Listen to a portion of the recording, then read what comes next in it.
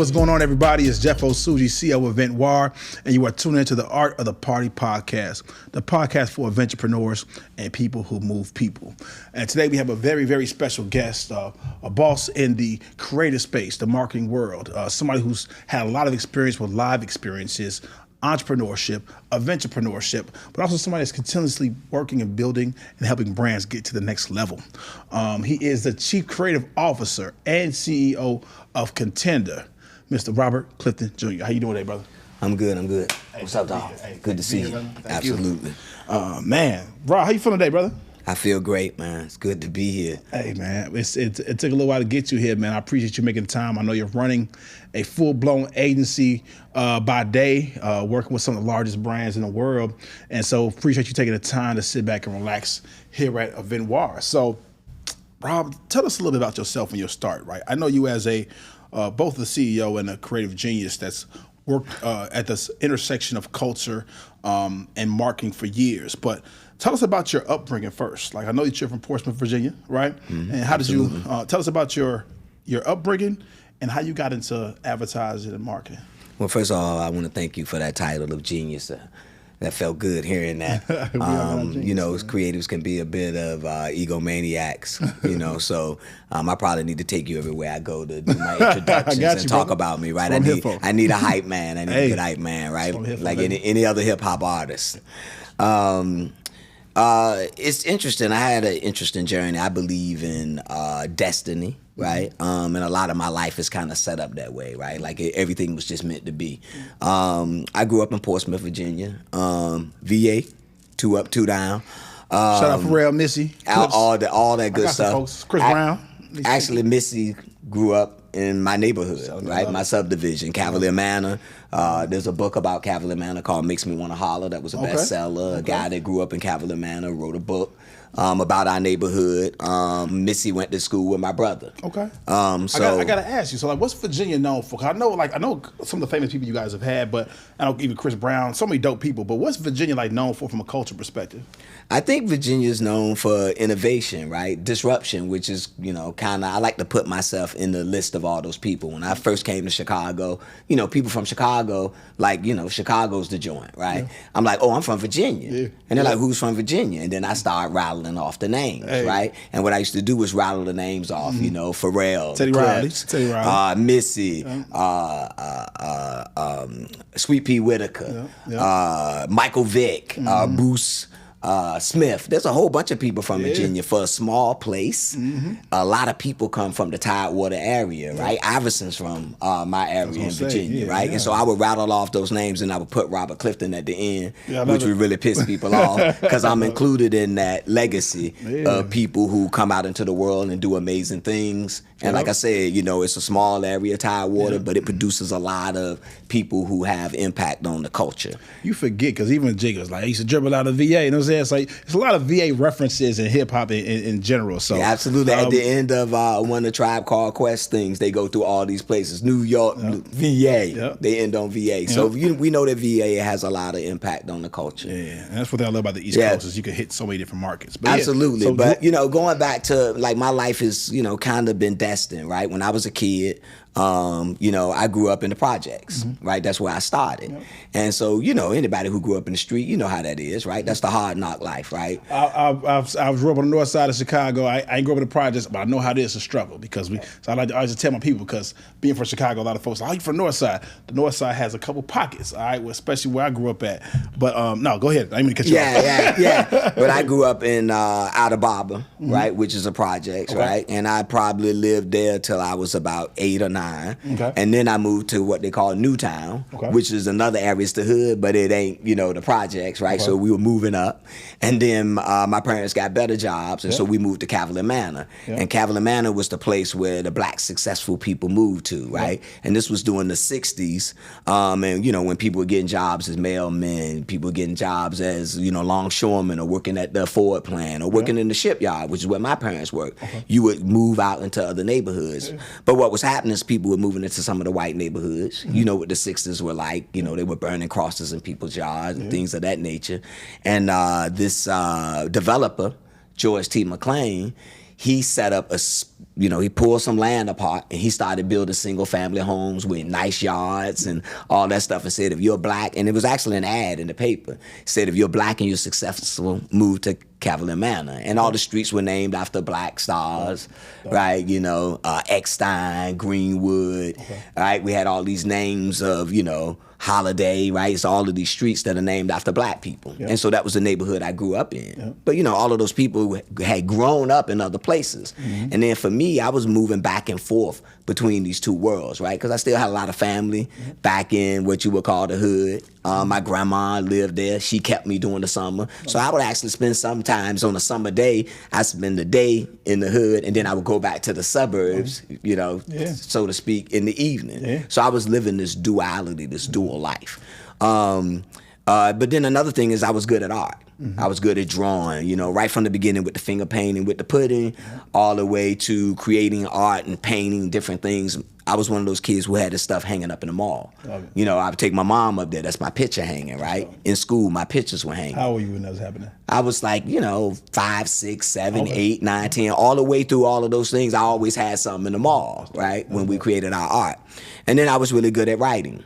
Right, so I was in like honors English, so I could read and tell you what the story was about. And all my teachers loved me when I wrote a story, when I did my book reports. So I was already forming who I was at that time, right?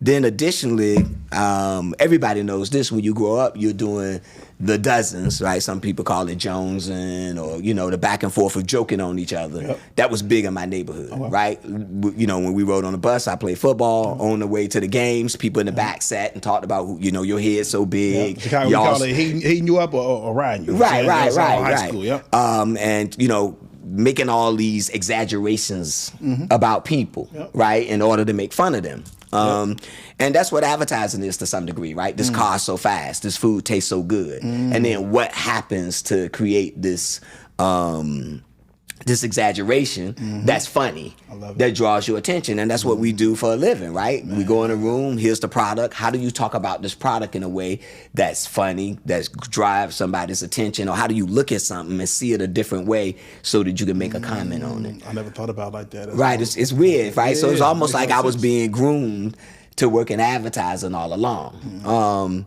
And so at some point, I ended up at Hampton University. I was studying marketing, and I was actually looking at a Super Bowl commercial. And so I'm sitting at home and watching a Super Bowl commercial, and it was actually for Porsche.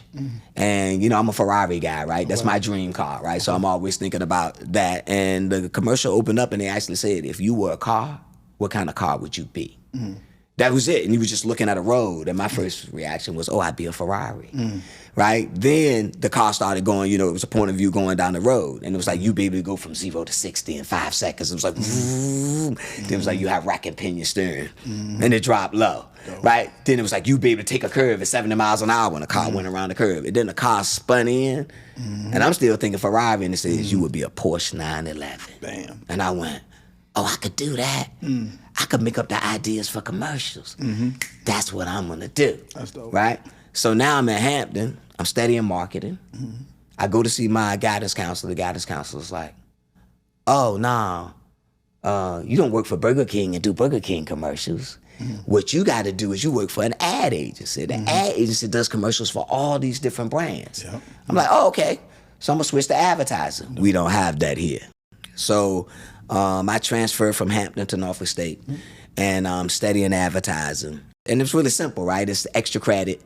You go to see somebody speak, you get 15 points. And this copywriter, Scott Mackey, who worked in Norfolk at an ad agency, he came in to speak to us.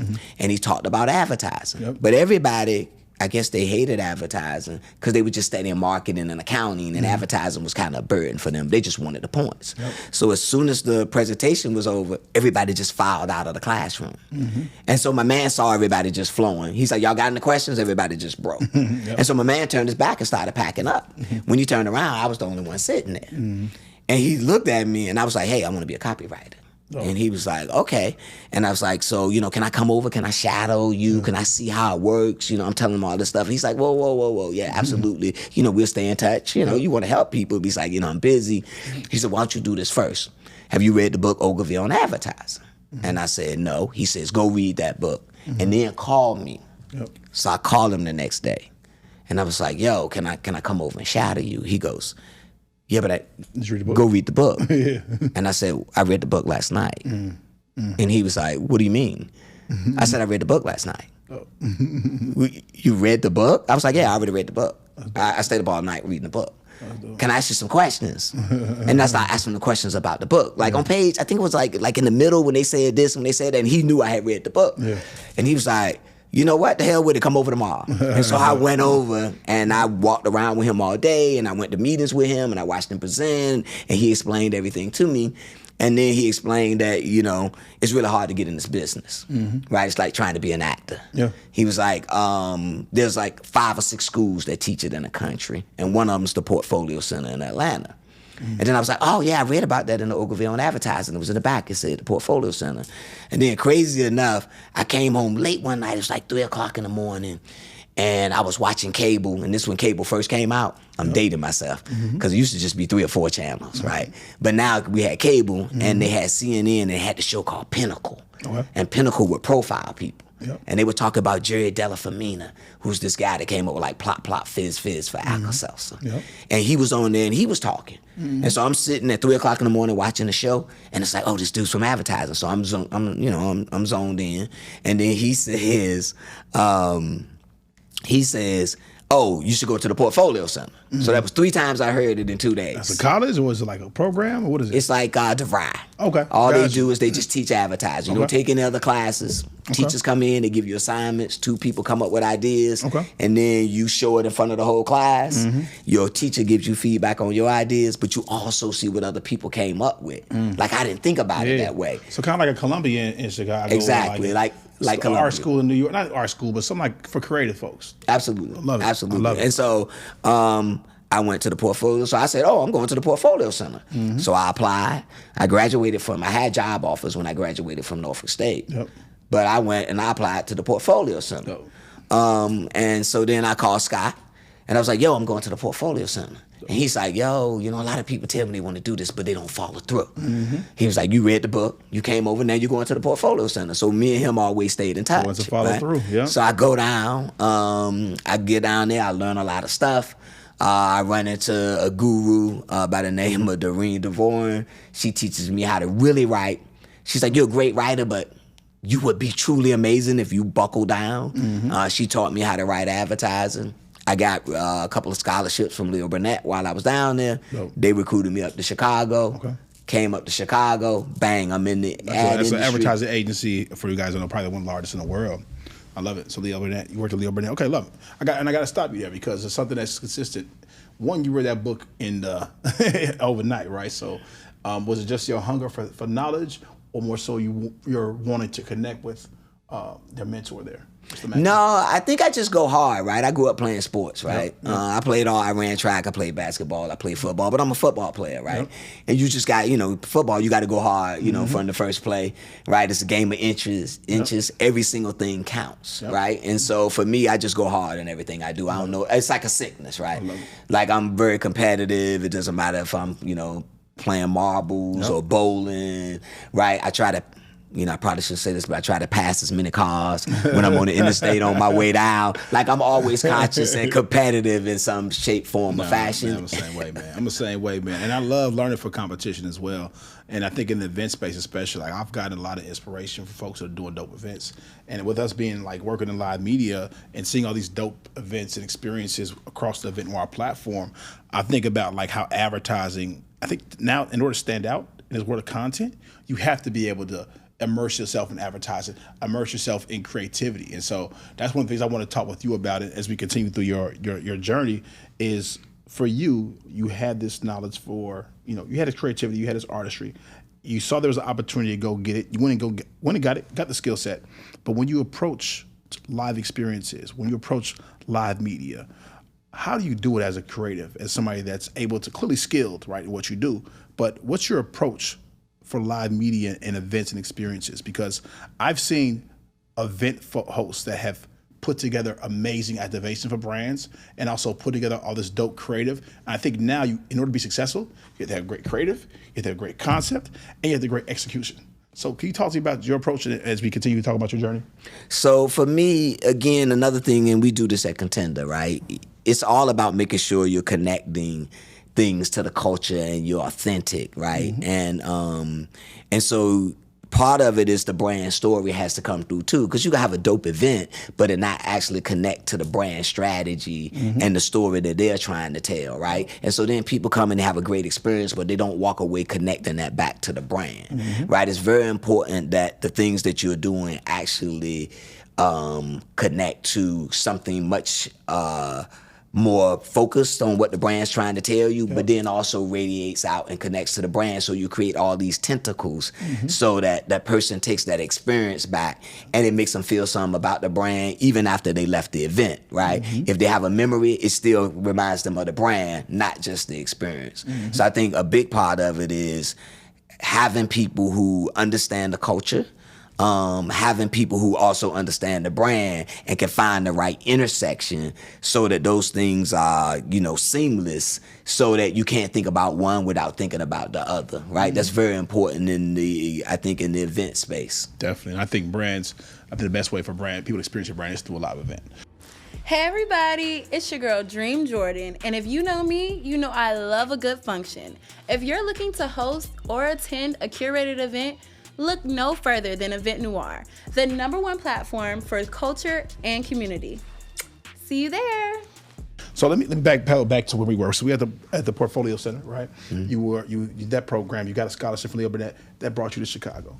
Talk to us about your journey from going through becoming an advertising professional to launching your own agency. So maybe I don't know if you call it luck. And maybe luck is, when opportunity meets preparation. But when I came into the business, I ended up getting paired with a art director, copywriter and art director work together by the name of Gary Vallone. He also happened to be an athlete. So that made us really hungry as a team, right? And when you're young, they give you small assignments to do, right? They let you design, like a greeting card to the client, right? They let you design the Kool-Aid package. You design the little tchotchkes, right? They don't give you the meaty assignments. But what we did is we always over-delivered on those assignments, right? To the point where our boss used to say to us, like, guys, I don't need to see 10 different Kool-Aid packet designs, right? Just do 2. Nobody cares about this. But we went really hard. So at some point, they put us on assignment, and it was actually our first year to work on Nintendo, and we were supposed to do a commercial for Mario, and it was supposed to feature Mario. All the kids love Mario. But we discovered that there's actually this character that nobody knew about that was way in the back of this little booklet called Wario. And he was the evil version of Mario. But nobody was talking about it. So we decided to bring that forward into the meeting. And actually people were like, who the hell is Wario? Like, where'd that come from? But because we were digging through this little booklet, it was just something in the back that nobody was talking about. It was almost like a Easter egg that the gaming people were just playing around with the idea that there would be an evil Mario. We created a commercial, and it ended up becoming a hit. Everybody started talking about Wario. They went on to not only put him in games, but also make backpacks and pencils and toys and things of that nature. And that really kicked my career off, right? Because we went from being like, oh, those just the young guys to those are the guys that brought Wario to the table. And those are the guys that we just kept doing all the Wario commercials. So that kind of gave us a bit of fame. And then I believe the second thing we did, which was one of the first things where hip hop made it into what you would call the mainstream and being something that a Fortune 50, Fortune 500 company was using. We did a spot for Zelda where we actually did a music video. You're taking me back. And it was hip hop. I penned a rap song about playing Zelda. That's dope. And then we went and instead of using the normal directors, we went and found Marcus Rayboy, who was a famous music video director, did a lot of stuff with Mary J. Blige and Wu-Tang and Run DMC. we went out, we went and did that kind of disruption. We said, we want to use this guy because he shoots music videos. He's a young kid. He came in and shot us a music video that looked like the music videos that were playing on. Yes, that was playing. That was actually playing on, MTV and 106 and Park. And so when kids saw it, it looked legitimate. Right, and then that put Nintendo into the spotlight, right? And then that was us using hip hop, which nobody had really done in that way. There was a few people dabbling in it, but it was one of the first big spots. And again, that kicked off our career because that made us, these are the disruptors. They're using people using the people from the culture to actually create the work, which is something that we try to do at Contender, right? Find the people that are actually making the culture, and then have them come in so everything's authentic. I love it. And what we find is that because culture is a global phenomenon, you talk about hip hop culture, black culture, etc. When you're able to integrate that, I've seen how that's been integrated to other video games, whether it's NBA Live, 2K, and how those soundtracks have played a pivotal role in elevating those brands. So that's a wonderful thing, man. So when did you get the idea to start your own agency, number one, and talk to us about some of the other brands that you've collaborated with that you're proud about? So early on in my career, again, when I started at Leo Burnett, there were, I think it was 400 creatives, and only 3 of those creatives were black people. Right, and so you can imagine the challenges in a space like that, right? When you're in a space where there's not that many people who look like you, but it's also an advantage, right? Because you know things that people don't know. You have access to information, which again is, how Contender's built, right? With people from, of, and for the culture who are not just looking at it from the outside, who are actually living it every day, creating a culture, and that's from being in the club to being in a barbershop to, I try to tell my being in the club is a cultural experience. It's a learning experience. That's how I learned whose songs is popping. So anyway, go back. So actually living the life and being the person, you have a more authentic experience, and you can engage, and you have privileged information there. And so I was using that in my career. My work was standing out because I was tapping into the culture. You just gave me a bar. First of all, cultural insights and being in and surrounded and welcomed into the culture is truly privileged information. It's absolutely a privilege, and it puts you at an advantage. And having entities like Contender or entities like Eventnoire is a client's getting closer to the culture and being close to the people who can get them close to the people who influence the people who influence the people, right? And so as I was working in advertising and I was coming along and I was making my way, it occurred to me as hip hop was getting bigger and it was being more powerful, it's influencing fashion. It's of course it's influencing music, but it's influencing, Hollywood. It's influencing technology. It influences everything in reality. And so I was looking and I was saying, well, I kind of know this thing better than most of the people that are in the rooms I'm in. There's going to come a day when clients are going to need somebody who's close to this and has that privileged information, but then also knows how to convert it into powerful messaging that drives their business. Bam.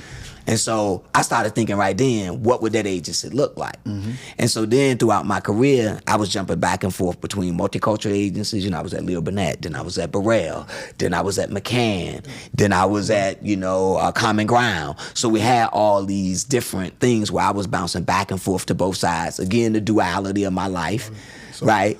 And so I'm seeing both of them, and then that's telling me, okay, so what's the perfect agency? So I'm basically writing on napkins. Oh, I like these tools they have over here at this big giant agency.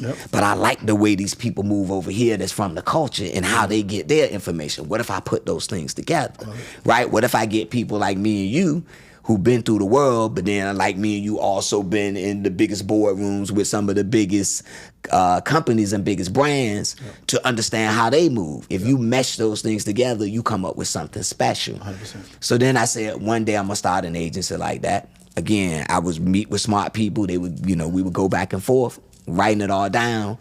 And then I would say probably around 2016, 2018, it's like, okay, now I'm going to actually put it down on paper and start developing what I'm going to do.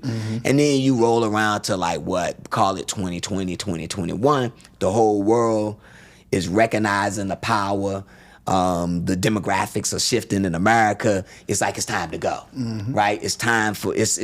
Everybody's looking for it. It's time to build it. Yep. So technically, it was almost in my back pocket the whole time. And so I met Dr. Christian May Stewart.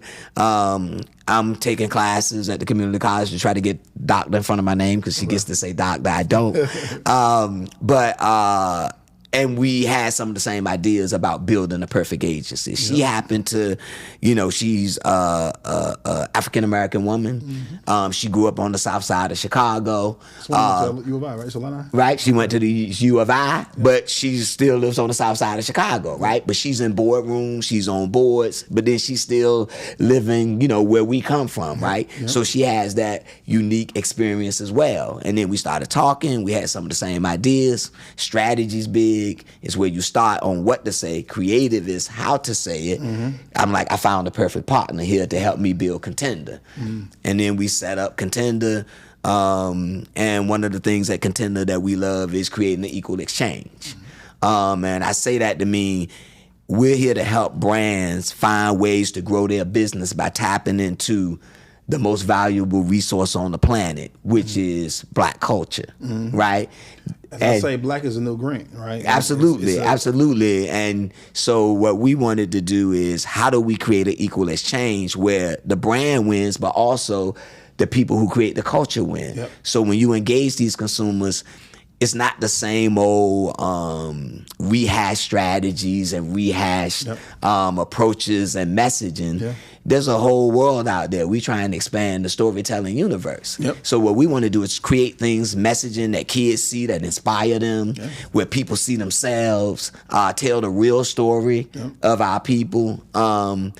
So we wanted to create that equal exchange where the consumer gets as much out of it as the brand does. So important. And that speaks to our journey and our story with creating Eventnoire. We would go to these event platforms and, we know that the biggest and loudest events were of the culture, but it was hard to find them, right? And it's hard to find your people when you can get lost in the sauce. And realize, who can tell the story of where to go and direct people to places for us than us. So kudos to you. I would say this. I would say that the way Eventnoire is putting together culture, creativity, and community is literally what we're doing just in a different space, right? Like I would argue that, in reality, you're probably, one of the most powerful media platforms that exist. Now, there's a lot coming from you, brother. But what we got to do is we got to connect people like us to the hip hop artists, to the people in fashion, to the people in sports, and pull all that together so that we're working together so we create partnerships that then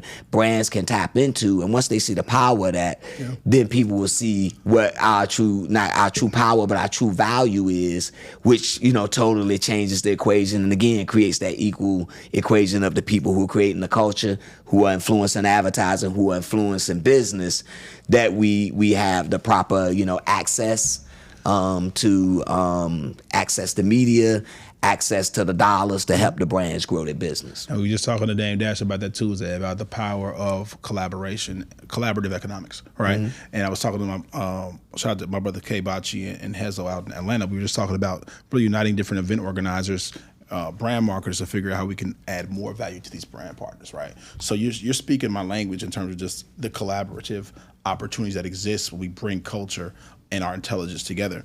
And this leads me to my next question, because you've accomplished something that many people have not been able to do, right? Clearly, you're amazing at pitching brands, and so many event hosts are pitching brands every single day to try to get sponsorships, right? So, but you've also were able to get investment from Publicis, right? Which is one of the largest agencies in the world. They just bought Influential. So, talk to us about your approach to pitching brands, because transparently, you actually did a pitch for a project that we were working on, and it was one of the best things I've ever seen before. And so many of the event hosts I talk to are like, man, I'm trying to pitch a brand on a sponsorship for my next event, but I have no idea how to do it. And we just did a sponsorship summit about this. So I want to ask you, what's your approach to pitching brands and your success there? What's your advice for young entrepreneurs who are doing events? I think one of the main things you got to do is get into some of the data, right? At Contender, right, we take the power of data and we multiply it times the influence of culture, right? Because everybody needs data as proof, right? You know, people say things like, you know, you could say, oh, people like to have fun. People like, where you get that from? Mm-hmm. Like, you know, that's true, but people want to see data. Mm-hmm. And so when you take data and then you can take the influence of culture, like what we do is we overlay them and read between the lines and truly understand what's happening in the world. Because sometimes the data can mislead you, right? Like, numbers don't lie, but they don't tell the whole truth either, right? And so when you take those two and you put them together, that's what you need to do for the client. You got to say to the client, here's the thing that's happening, and have data. And then here's what I know about the culture, and I can help grow it. And then you're also telling the data what the results are going to be. Because, you know, the brand is here because they're doing business, right? And so you have to connect those two. You have to connect the power of what you're doing, what the culture can do, to how it's going to drive their business, right? And sometimes I think, you know, you can leave a gap there where you want them to put 2 and 2 together. You got to put it together. 2 and 2 is 4 versus here's 2 and here's 2. And then you leave them. You got to actually close the loop for them and explain it to them. Because sometimes, you know, me and you have a shorthand about the culture. The people who are not from the culture, they don't know, right? You know, it's like when somebody's listening to a song and singing, you know, a hit rap song, they don't even know what the song's saying, right? You're like, you do know what they're saying, right? You just did, right? Yeah, you don't know what you just said because you don't understand the references. You just did a drill, right? No, exactly. No, I love it. And that makes, I mean, cut you off. No, I was going to say that's the important part. I think the important part for when you're pitching a brand is helping them understand what you know that they don't know. A lot of people don't know what they don't know, right? If you can explain to them what they don't know, you get a long way, and then you gain their trust, right? And then, of course, results help. Like, you know, at Contender, we're big on, you know, we've had work. We just did a thing for Cheez-It, broke all kinds of records and testing, sales records you're trying to create. You bring that information as well. Like when you do an event, you want to come with what were the results, right? Because the results speak for themselves. And so we're all about that. You know, we win awards for creativity, but we also can show that we drove the client's business, that we drove sentiment for the brand. You can actually, one of the things I love to do and love about all the work we create is that you can go on social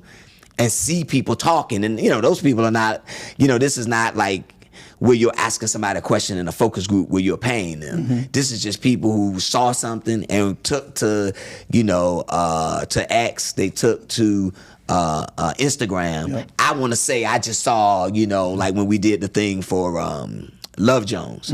We did a thing for Walmart where for Christmas we finished the story of Love Jones. If you remember, Lorenz Tate and Neil Long, they were just standing in the rain at the end of that movie, right? And that's a classic movie about, you know, black love, amazing story. They never did the second part. So we did a spot where the doorbell, you know, the doorbell rings, the door opens, and it's Nia Long. And you're like, oh, okay, so it's Nia Long. And she takes her box inside, and then out comes Lorenz Tate. Oh, shit, they still together. Love it. And they got a kid, right? Oh, and then, the culture went crazy. The people, did you see this commercial from Walmart? Oh, Walmart, I see you got the right people in the room, right? Oh, Walmart, you down with us. Oh, are we getting Love Jones too? That started all kinds of conversations. And as you see, they just did another spot. They just did another movie together that's coming out soon, right? Then we're actually creating culture, right? Something we're doing in advertising is changing the conversation on social, which is then driving some of what people are talking about doing in Hollywood. And so that's when you're really getting into the power of, again, giving back to the culture. What's going on, guys? It's Jeff Osuji, CEO of Eventnoire, tastemaker, event influencer, event marketer. It's the Art of the Party Season 2, and I want to give a shout out to my partners over at Pronghorn. If you're sipping, relaxing, chilling, there's over 30 portfolio spirits that they have that you can sip on. Everything from Amazoner, Bayap Gin, Sango Agave, just amazing spirits, distilled, super smooth that you can check out for us, by us. So make sure you check them out at pronghorn.co or visit your local liquor store and ask for a brand for Pronghorn. Peace. And you talk about effective marketing. All effective marketing is about driving conversations, igniting conversations about your brand. So whether it's a brand, whether it's your experience, whether it's your event, you want people talking about it, right? And getting that word of mouth. And so it sounds like to me, what you've been able to master and really do is create these conversations based upon cultural knowledge and intelligence and insights that you have to be able to kind of mix in the right gumbo of the combination of talent, combination of visuals, music, combination of music, right, and concepts and bring them to life. And so that's something that's rare, but it's also something that's hard, but it's something I think is more important than ever before. One thing that we were talking about with Barclays just the other day was that the new media is live media, which is events and experiences, because it's one of the best ways for people to feel your brand.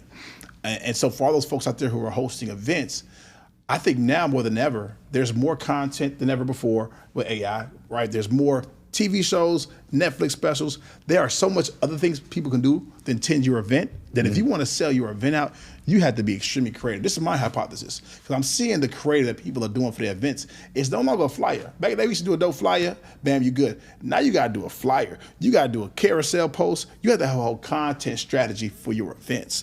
So you've done content at the highest levels.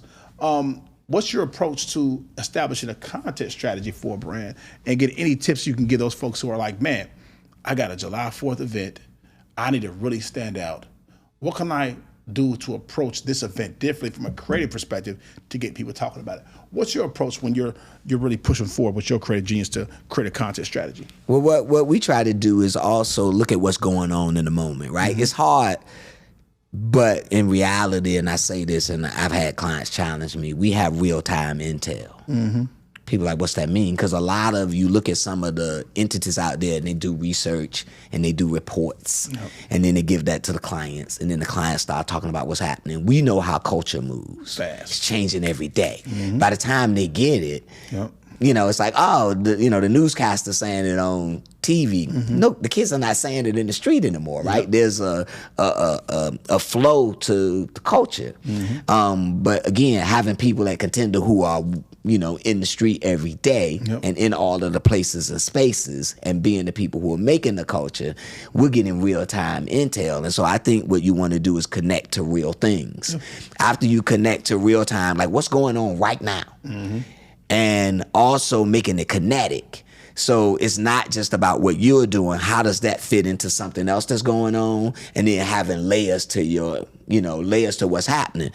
Like for example, we did a thing with Boys to Men, right? Mm-hmm. For Walmart to promote black owned products. Mm-hmm. And it came off the idea that all these kids were posting on Instagram, I want a 90s R&B kind of love. Mm-hmm. When they had pianos out in the desert and you were singing how much you love this person, right? Because they're saying love is frivolous these days. Yep. So then when we started talking about the love of black-led products, we wanted a 90s R&B kind. Mm-hmm. So we went and got Boys to Men. Wanye has kids. They all sing. They have a thing called One More. They have a group called One More. We put them together to challenge what the young kids think about singing for love and what Boys to Men sing about love, to talk about the love of black-led products. So you see there, that's pure in talking about the love of black-led products, the messaging, but it's connecting to something that's being talked about right now, which is what kind of love exists in the world now. We wish we had 90s R&B love. We gave them 90s R&B love with what it kind of love the young kids think right now. Now that thing has tentacles. I would say the same thing for your events. At another agency, I had done a thing with 50 Cent and Stars for Power. Yeah. Right? We were doing F and vodka, and they wanted to get that into the community and get people to try F and vodka. So, the Club Truth that Ghost has, we recreated a life-size version of Truth. Dope. Right? And then we set up where all the drinks were named after the different characters, and it was to scale. Dope. It had Ghost Office, right? It had all the stuff, and then people came into a space, and we moved it around to 7 or 8 cities, and Power was on. Power was on at the time, and people wanted to live the life of Power, right? So then we had this activation. It's connected to a TV show that you're looking at all the time. You wish you could live a night in Power, in Truth. And then it's crazy because usually clients are trying to get people to come to their events. We were opening the invitations for you to click in. it was selling out in like 20 minutes. Yep. And then the client had stars calling them, the basketball players coming, listen, how I get in, right? The rappers calling how I get in. The clients are like, these people are lining up trying to get into our event. And then they're in front of the step and repeat, taking pictures with effing 50 Cents there. We had Rotimi there, right? They're coming out to holler at them. We created a whole ecosystem, but it was really, you would think of it as an event, but it was actually an ecosystem that was going to connect to the next episode that came out, your favorite episode that happened, your favorite character on the show. We created a whole ecosystem. I think when you're going to create an event, it should be an ecosystem. It should line up to an ideal, my man trying to get out of the game so he can do his club. To, you know, people coming together and having a good time. There's so many notions and levels in that activation that speak to you as a person and different ways for you to connect. That creates, again, a moment in culture. You're actually creating a cultural artifact. You're creating a memory. And you're creating something that's living on for somebody right now going, oh man, I remember when I went to the power joint. That thing was hot. That was effing. I remember I had a drink that had effing, and you know, and it had vermouth, and it had, you know, bitters in it. I'm gonna make that tonight. It's the only type of situation in medium that he has pre-promotion, on-site activation and promotions, and then post-promotion. Because nowadays you're capturing content that now can live forever. So you can help people relive the experiences. That's why I say every brand, every person that wants to build a business has got to host events. Because it's the opportunity to tell your story. It's an opportunity for you to have what I call a startup. You have an idea, you put an event together, you find a space, you design it, you invite the people. All of those are multiple touch points that allow people to create meaningful experiences that last forever. And that's why I love events. I say they're the infrastructure of community. But if you look at a lot of major companies, media companies, if you look at BET Awards, Soul Train Awards, you look at Revolt, and they have the event in Atlanta that they do. You look at Earn Your Leisure, and they have Invest Fest, Essence Fest. Every major Black organization has a staple event because it's the infrastructure of community and the best way to build a brand. So if you're a person out there that has a brand, if you've never hosted an event, make sure you host it. Of course, host on Eventnoire. But if you're also an event organizer, listen to these gems that Robert's telling you, because it's an opportunity to create an experience outside of just an event that brands will eventually want to be a part of if they don't already. It's also a chance for you to connect to your consumers in a real way, right? Like authentic, right? We understand that business is a transaction, 100%. Right? But it should be much more. You don't want to come in as a sponsor and leave as a sponsor, right? Maybe when I come, I think you're a sponsor, but when I leave, I should think that brand is down with us, right? That brand understands me. That brand obviously has somebody in the room who gets me because they did all the right things. I felt it, and there was an equal exchange. So I know that you're just not here to get $1. You're here to establish a relationship. And those are the brands that people love. Those are the brands that people stick with. That's how you create some equity with, again, the people who are influencing the people who are influencing the people. And that's at the core. That's where you want to start. So I would argue that a lot of brands are missing the true power here in what exists. And we know that, you know, business is driven by advertising, right? And advertising is driven by culture and fashion and music and art. And all of that is driven by the culture, Black culture. And so to ignore that isn't, you know, it's a bit insane, right? But a lot of brands are being smarter, right? I work with Walmart. We work with Kellogg's, right? We work with Simply Spiked.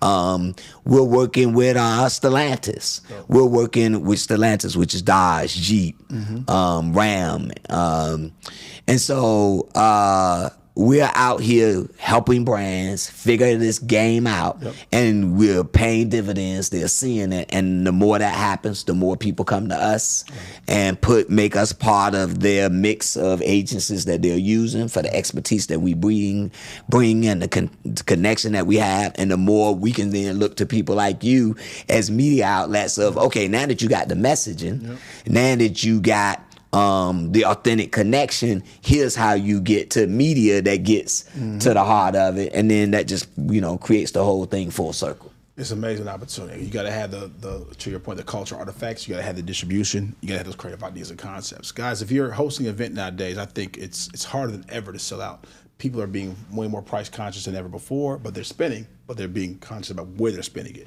So in order for you to cut through the clutter, and this is something I'm doing as well in my events experiences. I had an event in February. We spent $5,000 on creative, right? And I used to have events and parties. I spent $50 on a flyer, and I realize now you need rollouts. You need and so talk to me about the price of managing the rising costs of being a creative, right? And how you're being efficient leveraging AI, right? Because that's something that I'm playing around with now. Is like, how can I do some more reels and actually create motion pictures behind my events? How are you leveraging AI within your business as a creative? So AI, for me personally, is about scale, right? It allows you to do more faster. I personally don't see AI as the way to create, right? Right? I think that is for people because there's an energy, right? Like when I paint something and then you see it, you're not there to see me paint it, but whatever energy I put into it comes out of it, right? So we use AI less in the sense of creating strategy or creating ideas. What we use it to do is to maybe version out, to deliver on the vision faster, to bring things together faster or duplicate more so than using it at the core things. And I think that's a big difference, right? Some people are starting to default to having machines make things and conceptualize things. And I may be wrong here, but I don't think I am. I'm going to be Charles Barkley. I could be wrong, but I don't think I am.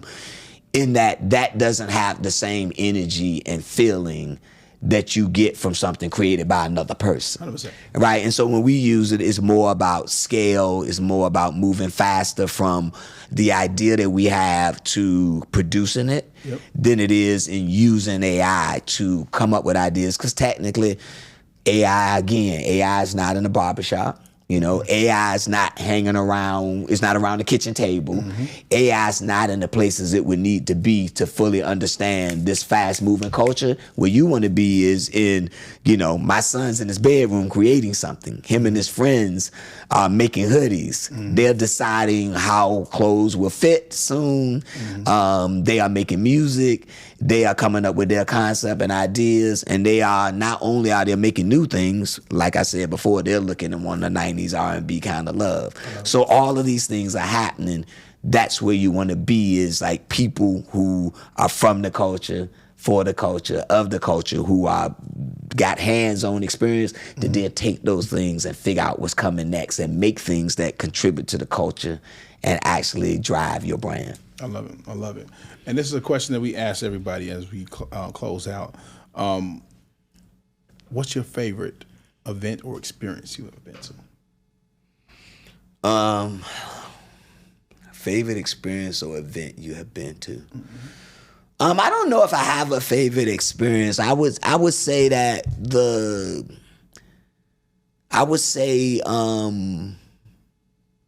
that the Truth event was pretty powerful, of just the amount of star power that flocked to it, and the people that were able to experience that and see all the people was amazing.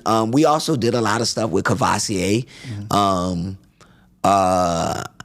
I was part of the team that created the Honor Your Code campaign, which was huge because it just looked at black men and talked about the codes that they honor and how they give back to their community and how they communicate with each other. Like, don't forget where you came from. Then there's some like party till you puke, right? And it was just, we like to do work on a continuum, right? There's a fun part of the codes that you follow, and there's the codes that are, very noble. And in that, we went from city to city, and we actually tapped into the code of the city. Because people from Detroit, they have a certain code. People from Chicago have a certain code. People from Virginia, and they're unique. And somebody go, you sound like you're from Virginia, right? You sound like you're from Atlanta. And so all of those events were themed in a way that you felt like you knew this was an Atlanta event, and the people from Atlanta was like, oh, I see you got the right music playing. I see the codes that you wrote on the wall. That's what my uncle used to tell me. I love it. But I've been to Virginia. I've heard Virginia people say that code. And so we had these codes that brought things to life. And like I said, we brought artists from the area into play. So it was really, again, that event felt like it was genuine, and again, that you really understood that area when you came to the event. You know, when I think about my favorite things, I guess, you know, this skips back a bit in a different kind of piece of live media. But, you know, I think I said this earlier, but I was part of the team that created the Edward Scissorhands commercial, right, for the Super Bowl. And that, you know, broke the internet, right? Had Timothée Chalamet in it. You know, he was playing Edward Scissorhands' son. He had these big hands, so he couldn't drive. And then Cadillac had a car that was hands-free. And so that was the whole point of the commercial. It ran on the Super Bowl. You know, it was one of the most popular commercials on the Super Bowl. Vogue picked it up. You know, everybody was talking about it because it had Timothée Chalamet as well. That was from your favorite idea. I love that stuff. And so that was amazing. That kind of was an event because it happened during the Super Bowl. You released it. Everybody knew Timothée Chalamet was going to be in something. There was all these things around it. So that was kind of a live media event. And then the whole world's watching Super Bowl at the same time, and they viewed it, right?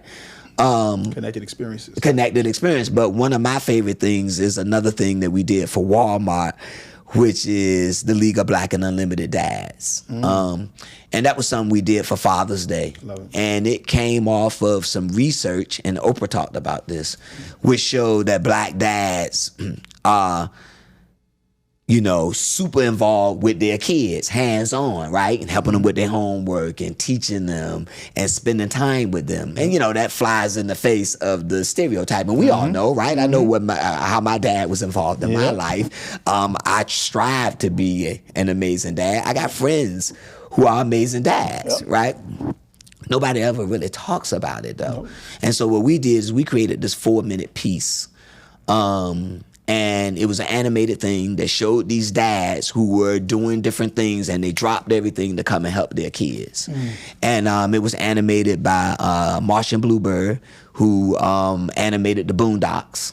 So that, again, that's us tapping into the culture. We went and found the animators who did the Boondocks.